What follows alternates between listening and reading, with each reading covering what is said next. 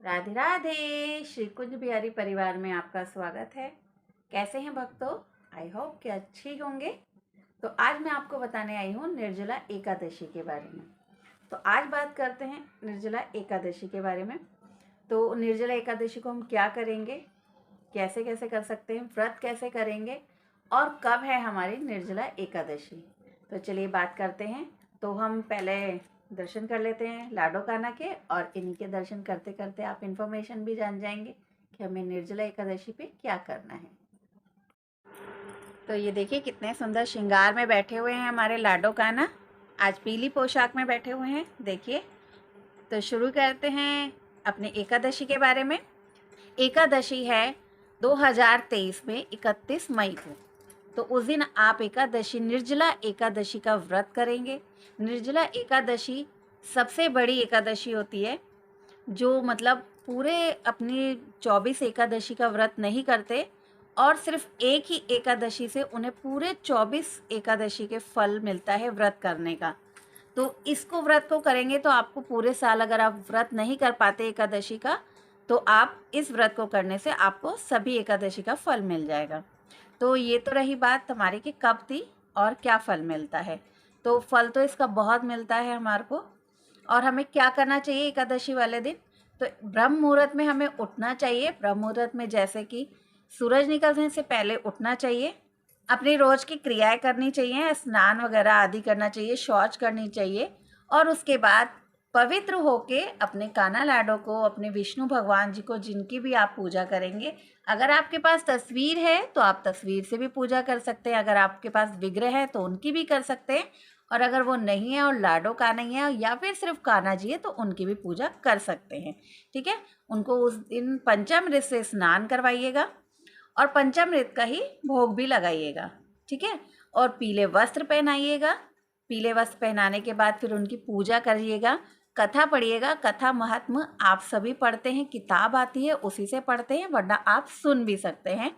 कोशिश करूँगी कि आपको अब हर एकादशी से आपको एकादशी की कथा भी मिले हमारे चैनल पे, तो आपको वो भी मिलेगी। ठीक है, फिर उस दिन आपको पूरा दिन पानी नहीं पीना। वैसे तो एकादशी का व्रत 10वीं तिथि से ही शुरू हो जाता है, और 10वीं तिथि से शाम को आपको भोजन नहीं करना है। पानी आप पी सकते हैं, पानी आप पी सकते हैं रात को 3 साढ़े 3 बजे तक, 4 बजे तक भी आप पानी पी सकते हैं। ठीक है, और जी उसमें आपको प्यास ना लगे इसके लिए क्या करना है कि आप जब रात का, शाम का खाना खाएंगे 10वीं तिथि को, तो आप उसमें कुछ मीठा खाइएगा। अगर जैसे बीपी है, शुगर है, तो आप मीठा नहीं खा सकते, तो जैसे नमक का खाते तो उसके साथ में मीठा जरूर खाइएगा, जिससे कि आपको प्यास कम लगेगी अगले दिन। आप बाहर धूप में ज़्यादा मत जाइएगा, हो सके तो घर पे ही रहिएगा, पंखे में रहिएगा, या एसी का इंतज़ाम है तो उसमें भी रह सकते हैं आप, जिससे आपको प्यास कम लगेगी। ठीक है, और अगर आपकी कोई दवाई चल रही है, या आप पेशेंट हैं कोई, या बुज़ुर्ग हैं, या गर्भवती महिला हैं, तो इसमें आपको निर्जला व्रत करने की ज़रूरत नहीं है। आप उसमें पानी भी पी सकते हैं और फलाहार करके भी व्रत को कर सकते हैं। ठीक है जी, अब आप ऐसा करेंगे। और फिर उसके बाद क्या करेंगे, उस दिन आपको ज़्यादा से ज़्यादा सिर्फ भगवान का ही स्मरण करना है।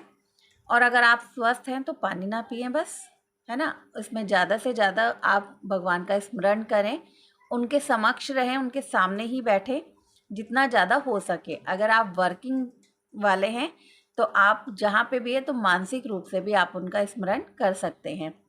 फिर उसके बाद बात आती है कि आपको खाना क्या खाना है। तो इसमें खाना नहीं खाना, निर्जला व्रत है तो आपको पानी भी नहीं पीना है, खाना भी नहीं खाना है, ना सुबह, ना दोपहर को, ना रात को।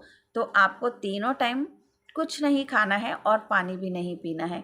अगर आप नहीं रख सकते तो आप कुछ फलाहार 2 टाइम ले सकते हैं, मॉर्निंग में और शाम को। अगले दिन पारायण कैसे करेंगे? तो अगले दिन जब आप पारायण करेंगे, द्वादशी वाले दिन, द्वादशी को जब हम ब्राह्मण को भोजन करवाएंगे तो उसमें हमें चावल की खीर बनानी बहुत ज़रूरी होती है, क्योंकि हम द्वादशी पे चावल ज़रूर बनाते हैं और ज़रूर खाते हैं, भगवान को भी भोग लगाते हैं। एकादशी पे और 10वीं वाले दिन चावल नहीं खाने चाहिए। एकादशी को तो बिल्कुल निषेध होते हैं चावल खाने, और 10वीं वाले दिन भी हमें चावल नहीं खाने चाहिए शाम को। द्वादशी को जरूर खाने चाहिए। तो पहले आप किसी ब्राह्मण को भोजन करा सकते हैं। अगर भोजन नहीं करवा रहे हैं, आपको जल्दी है या नहीं करवा पा रहे हैं किसी कारण से, तो आप मंदिर में भी सामान अपना भोजन का भेज सकते हैं, जो आपने बनाया है वो भी। और अगर आप बना नहीं सकते हैं तो आप सूखा सामान भी उनके लिए भेज सकते हैं, ठीक है। उसके बाद फिर आप पानी पीकर अपना व्रत खोलेंगे। और आप एकादशी पे क्या क्या दान दे सकते हैं, तो एकादशी पे आप सब कुछ दान दे सकते हैं। पानी की मटकी दे सकते हैं, उसमें पानी भर के दे सकते हैं, ठंडा पानी भर के दीजिएगा। आप इनको रोब्ज़ा के बोतल दे सकते हैं, जूते दे सकते हैं, चप्पल दे सकते हैं, छतरी दे सकते हैं, कपड़े भी दे सकते हैं, दान दक्षिणा भी दे सकते हैं, घर के राशन का सामान भी दे सकते हैं। तो उस दिन आप कुछ भी दे सकते हैं, जितनी आपकी सामर्थ्य है ना उस हिसाब से दीजिए। अगर आपकी सामर्थ्य है सिर्फ फल देने की है तो आप फल ही दीजिए। अगर आपकी सामर्थ्य इतनी है कि आप सब कुछ दे सकते हैं तो आप सब कुछ दीजिए। तो इसमें कोई बंदिश नहीं है, या ये नहीं है कि हम कह रहे हैं तो आप देंगे, ऐसा कुछ नहीं है। जितनी आपकी सामर्थ्य है उस हिसाब से आप अपनी दान दक्षिणा मंदिर में कुछ भी सामान भेज सकते हैं। तो इस प्रकार से आप करेंगे एकादशी का व्रत। और ये व्रत बहुत फलदायी होता है, बहुत कुछ मिलता है इसमें। आपको सबसे पहले मन की शांति मिलेगी, और जो आप प्रभु जी से कहना चाहते हो, मांगना चाहते हो या कुछ करवाना चाहते हो, तो वो भी आप बोल सकते हो भगवान से। तो सच्चे मन से, सच्ची शुद्धता से आप व्रत को करेंगे तो भगवान हमारी ज़रूर सुनते हैं। तो ये थी एकादशी की छोटी सी जानकारी। एकादशी की जानकारी, जितनी मुझे पता थी उतनी जानकारी मैंने आपको दी है। अगर वीडियो अच्छी लगी है तो वीडियो को लाइक कीजिएगा, चैनल को सब्सक्राइब कीजिएगा, इंस्टाग्राम पे और शेयर चैट पे हमें फॉलो कीजिएगा। श्री कुंज बिहारी परिवार से राधा सखी सोनिया का राधे राधे।